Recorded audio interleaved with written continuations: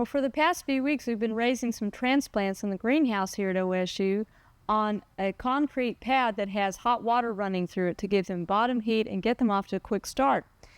And in doing so, the broccoli is just about ready to put outside. We'll let it go outside for a few days and harden it off.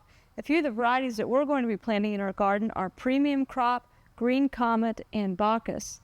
And then so far as cauliflower goes, we'll be putting out Snow Crown variety. So we're looking forward to a good season with those cole crops. Now remember, when you set your cole crops out in the garden, if you've had trouble with cabbage maggots in the past in your soil, you might want to use some diazinon ahead of time and get it prepared before you put the transplants in. Also remember to wrap the stems and prevent cutworm damage. Well, some other things that we're raising to put in the garden are some more pansies for spring color. And if they're maintained well, we can have color from them clear up until July, until the heat hits.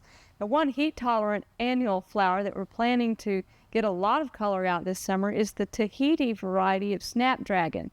It's heat-tolerant. Normally, snapdragons are just a spring and early summer flower in Oklahoma, but supposedly Tahiti will give us some color all summer long.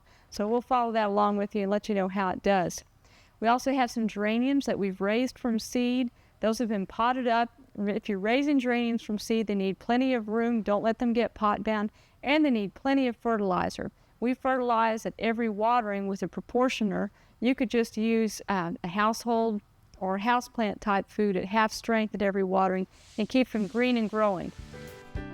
We hope you've enjoyed this classic from the Oklahoma Gardening Vault. Remember, even though these tips and techniques are timeless, there's always something new to learn in the world of gardening. By subscribing to both Oklahoma Gardening and OK Gardening Classics, you'll have access to a wealth of gardening knowledge, both classic and contemporary.